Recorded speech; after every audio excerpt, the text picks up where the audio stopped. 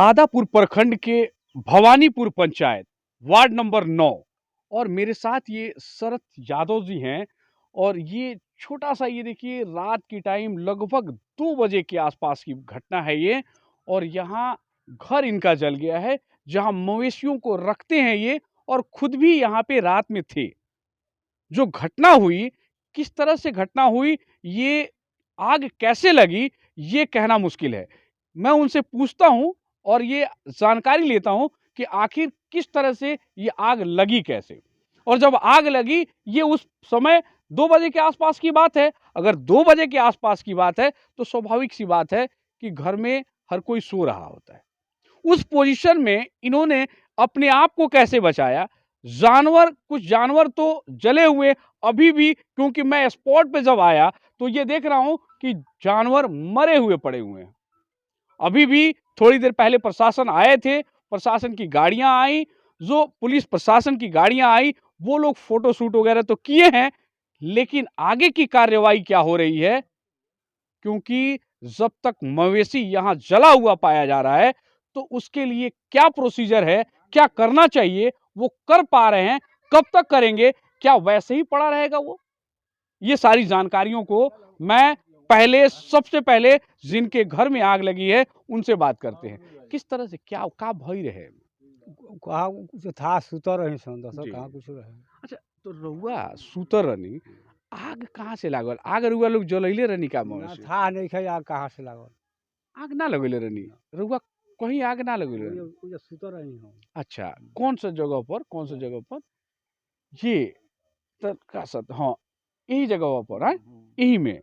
तो जब आग लागल, रउआ कैसे पता चलल आग लागल? कस के जोर भइल, जी। धुआं लागल, कस के तो नींद टूटल, तो लगनी माल खोले। अच्छा, माल खोलनी तो कथी-कथी एमे रहे?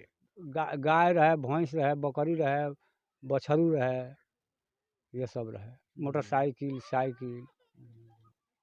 कितना के निकाल पैनी अपने से? बस मात्रा में निकलले बानी, एगो भैंस, एगो गाय, एगो बछरू। बाकी बकरी तो ओइमे जल के वो सामने दिखता, मोटरसाइकिल भी जल गई, हाँ। और कुछो सामान रहे? साइकिल एगो बा, और कौन सा एथी बा, ये सब हवे जब दोसर कथी। ये सब सामान रहे। पटरू भी जल गए ओमे, हैं? जोर से बोल। हाँ, पठरुओ जल गए। जल गए। तो आप उस समय आप उस समय कहीं दूसरी जगह थे? हाँ, दूसरे दूसरे रूम में सोए थे, अपना हाँ, दरवाजे पे तो सोए थे। कैसे ये बुझाया कैसे गया ये आपको? जब इनसे आवाज़ जब उठाए ना, तो हम लोग वहाँ से जब हम लोग भी जागे, चिल्लाए और पब्लिक लोग पुगे, तब तक यहाँ पर पूरा आग ही पहुँच गया था। आम जनता के सहयोग से ये आग बुझी। आम जनता सब लोग तो बाल्टी से लाके हाँ, बाल्टी कहीं से, बाकी कहीं जैसे पानी का कोई सुविधा भी नहीं था, लेकिन ये चापाकल से लोग पानी अपना निकाल करके, नाली, ये जो गड्ढा है, घर का पानी निकल रहा है, उस गड्ढा से पानी लेकर के लेकिन बुझाने का काम किए लोग। लेकिन आसपास किसी ने फायर ब्रिगेड वगैरह को बुलाने की कोशिश? कोई नहीं कोशिश किया, क्योंकि ये एरिया जो है, ये एरिया जो देखिए आप, क्योंकि आसपास में सब झोपड़ी के छोटे-छोटे से दिखाई दे रहे हैं। अगर आग थोड़ी सी और अगर फैलती है तो कितनी बड़ी परेशानी होती है इस गांव के लिए।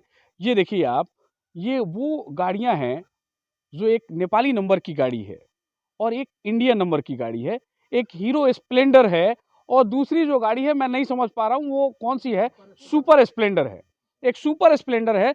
ये 2 गाड़ियों की स्थिति को देख के समझ में आता है। उसके बाद एक साइकिल भी इधर की तरफ, वो भी जला हुआ है। लेकिन ये जरूर कहना है कि 2 बजे के आसपास आग लगी है, रात का समय 2 बजे।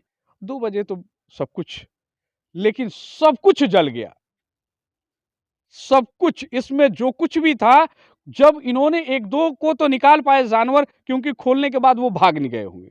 बाकी परेशानी जो हुई, सामने की सामने सब कुछ जल के स्वाहा हो गया है। लेकिन एक चीज मैं और, सही बात बोला आपने, एक चीज मैं और दिखाऊंगा, ये थोड़ा दिखाएं आप, थोड़ा सा देखिए, ये सिर, क्योंकि निकालने के समय में अपने आप को बचाया भी उन्होंने, कुछ अपने जानवरों को भी बचाया। उस समय में इनके सिर में कुछ आग की लपेट से सिर जल गया है। दिखा के आए हैं, ट्रीटमेंट करा के आए हैं। कहाँ दिखाई नहीं एक रह गया चौक पर।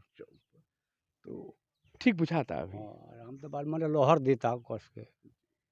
आग थोड़ा-सा लहर तो क्योंकि स्वाभाविक सी बात है देखिए ये क्योंकि जब आग की लपेट में अगर कोई आता है तो उसमें जलन बहुत ज़्यादा होती है और जलन स्वाभाविक सी बात है अब समय लगेगा धीरे-धीरे भरेंगे और कौन-कौन से लोग क्योंकि प्रशासनिक पदाधिकारी के अलावा सीओ साहब क्योंकि वो लोग की टीम आती है इनको देखते हैं सर्वेक्षण किया जाता है गांव का मामला है वो सर्वेक्षण के आधार पे क्या-क्या नुकसान हुए हैं उनकी जानकारियों को कलेक्ट करते हैं फिर इसको आगे फर्दर प्रोसेस होता है और उन प्रोसेस के आधार पे इनके क्या-क्या मुआवजा इनको मिल सकता है कोशिश क्योंकि गरीब लोग हैं गरीबों को हर तबके की जो भी सहायता राशि है जो भी इसके आवश्यक सामग्री है जो कुछ मिल सकता है वो बहुत अच्छा रहेगा कि उनको मिले क्योंकि उनका आगे के लिए कम से कम ये जो नुकसान हुआ है उसकी भरपाई हो सके तमाम जानकारियों के साथ मैं चाहूंगा अगर मुखिया जी पन्नालाल जी भी हैं मेरे साथ उनसे थोड़ी बातें करते हैं कि इसके विषय में क्या कहेंगे ये तो बड़ा दुखद बात है आप क्या कहेंगे हमको तो रामायण यादव जी सूचना दिए थे सुबह में लगभग 10 बजे। हमने सूचना सीओ साहब को दिए। सीओ साहब हमको बोले कि ठीक है हम आएंगे और सीओ साहब भी अभी सीओ साहब से बात हुआ है तो बोले कि हम आ रहे हैं वहाँ देखेंगे जो मुआवजा होगा जो दियाएगा जो हमारे यहाँ जो बनता है जो हम लोग को फॉर्मेलिटी है जो क्या नुकसान है उसको हम आ करके जांच करेंगे और जांच कर करके उसके बारे में जो बनेगा उनका जो मुआवजा दियाएगा। अभी उनसे बात हुआ हमको सीओ साहब से वो आ रहे हैं। चलिए तो उनके आने के बाद जी जरूर बोला जाए जी ये नेपाली नंबर की जो गाड़ी है जी ये इनके ये शरद यादव के दामाद की गाड़ी है। ये रात में ही आए हुए थे ये गाड़ी इस घर में लगा दिया और जाकर के सो गए घर में जी कहीं दूसरे घर में बिल्कुल और सोने के बाद आग लगी तो वो नेपाली नंबर की गाड़ी वो भी जल गई। ये गाड़ी दामाद की है। नुकसान हर संभव नुकसान तो बहुत ज़्यादा हुआ है लेकिन अब सीओ साहब के आने के बाद जो कुछ भी होता है और हर कोशिश होगी कि जहाँ तक संभव हो इनको मुआवजा की राशि जो मिले कम से कम उनके आगे के लिए अच्छा रहेगा। इन तमाम जानकारियों के साथ मैं नवीन गिरी खबरी से।